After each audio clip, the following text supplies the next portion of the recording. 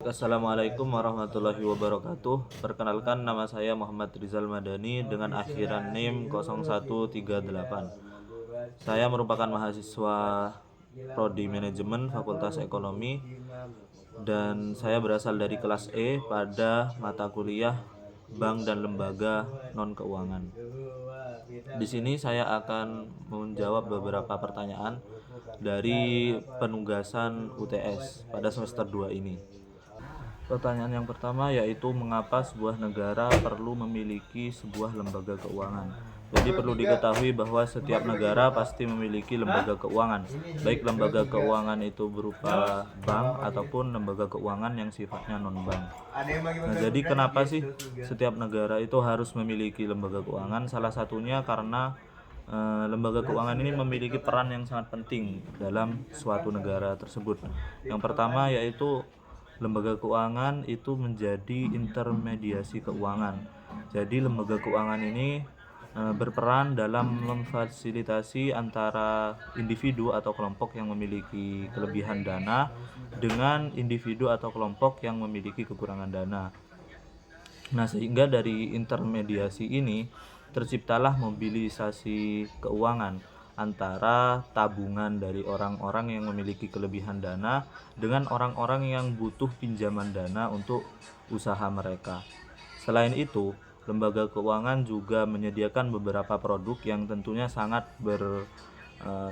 bermanfaat bagi para konsumennya.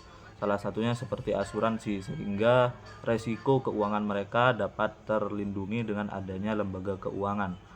Sehingga dari beberapa peran tersebut, lembaga keuangan menjadi salah satu pembantu atau penyokong dari pembangunan dan pertumbuhan keuangan suatu negara, sehingga dapat memajukan suatu negara itu sendiri. Pertanyaan yang kedua ialah kenapa sih lembaga keuangan atau bank sentral itu harus independen? Jadi menurut saya, bank sentral harus berdiri secara independen karena bank sentral ini memiliki peran penting dalam mengatur dan mengelola sistem keuangan sebuah negara. Bank sentral memiliki tugas unik dalam menjamin stabilitas keuangan, mengatur tingkat inflasi, dan mengatur tingkat bunga. Jika bank tidak berdiri sebagai lembaga yang independen, maka ia dapat terpengaruh oleh kebijakan politik yang dapat menyebabkan ketidakstabilan dalam sistem keuangan. Jadi karena peran-peran penting tadi, bank sentral ini harus independen, sehingga kebijakan moneter yang dibuat oleh lembaga keuangan ini tidak terpengaruh sama sekali oleh kebijakan politik yang dapat menjamin stabilitas dan kesejahteraan masyarakat. Kebijakan moneter yang efektif dapat mengendalikan inflasi, mengatur tingkat bunga, dan mengatur arus uang tanpa terpengaruh oleh keputusan politik. Keadaan ini dapat membantu masyarakat dalam berinvestasi, berpembiayaan, dan melakukan transaksi keuangan. Independensi bank sentral juga meningkatkan kepercayaan publik terhadap kebijakan moneter. Ketika masyarakat percaya bahwa bank sentral beroperasi secara independen dari pemerintah atau kepentingan politik, mereka lebih cenderung percaya terhadap kebijakan moneter yang dibuat berdasarkan pertimbangan objektif dan profesional.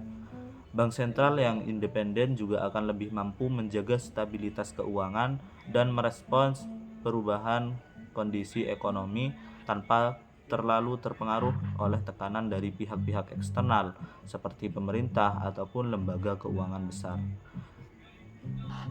Namun, meskipun independensi bank sentral itu penting, harus ada keseimbangan antara independensi dan akuntabilitas. Bank sentral masih perlu bertanggung jawab kepada masyarakat dan pemerintah untuk kinerjanya dan harus transparan dalam menjelaskan kebijakan dan tindakan mereka.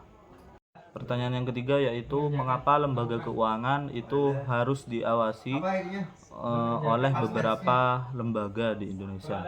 Jadi di Indonesia sendiri ada beberapa lembaga yang tugasnya yaitu untuk mengatur serta mengawasi lembaga keuangan seperti Bank Indonesia atau BI, kemudian OJK yaitu Otoritas Jasa Keuangan, kemudian Kemenkeu dan Bursa Efek Indonesia.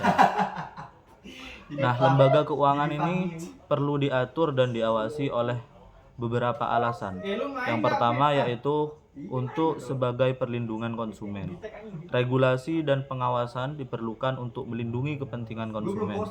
Ini termasuk memastikan bahwa produk dan layanan keuangan yang ditawarkan kepada masyarakat aman, adil, dan sesuai dengan hukum yang berlaku. Selain itu, yang kedua yaitu untuk sebagai pencegahan krisis keuangan. Pengaturan dan pengawasan yang tepat dapat membantu mencegah terjadinya krisis keuangan dengan memastikan bahwa lembaga keuangan memenuhi standar keamanan dan kestabilan yang ditetapkan. Kemudian yang ketiga yaitu untuk mengendalikan risiko sistemik. Jadi lembaga keuangan ini, terutama lembaga keuangan yang besar dan kompleks, dapat memiliki dampak sistemik jika mengalami kegagalan. Regulasi dan pengawasan membantu mengendalikan risiko-risiko ini dan meminimalkan kemungkinan dampak negatif pada sistem keuangan secara keseluruhan.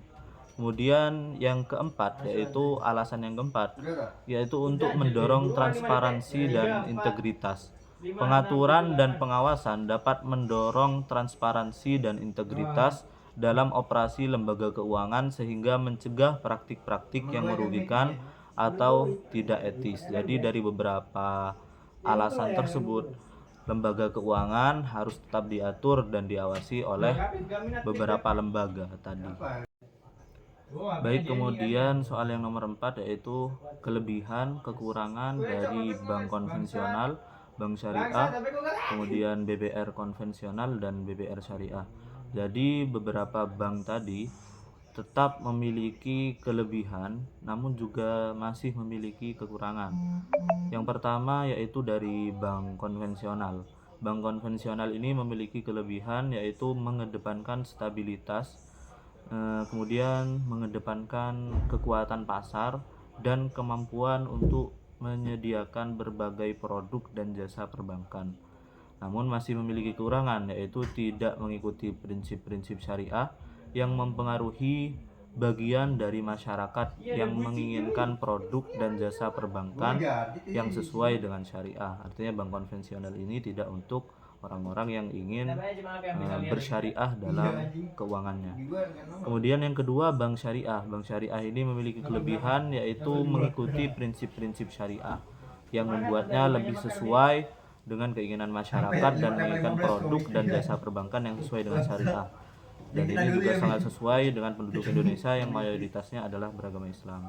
Namun masih memiliki kekurangan yaitu mungkin memiliki pasar yang lebih terbatas karena tidak mengikuti prinsip-prinsip konvensional yang membuatnya tidak mampu menyediakan berbagai produk dan jasa perbankan yang disebutkan di atas. Jadi karena batasan ini akhirnya orang-orang yang tidak ingin bersyariah akhirnya terpaksa memilih bank konvensional.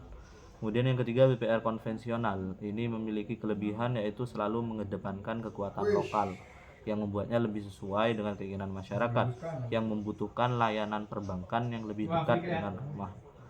Namun masih memiliki kekurangan yaitu tidak mengikuti prinsip-prinsip syariah yang mempengaruhi bagian dari masyarakat yang menginginkan produk dan jasa perbankan yang sesuai dengan syariah.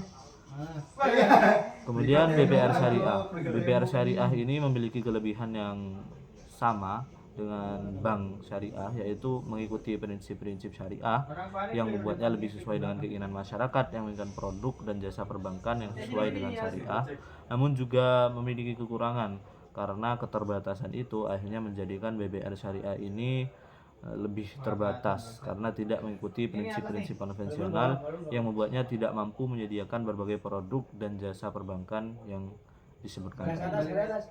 Mungkin itu jawaban dari beberapa pertanyaan dalam UTS saya. Kurang lebihnya saya mohon maaf. Wassalamualaikum warahmatullahi wabarakatuh.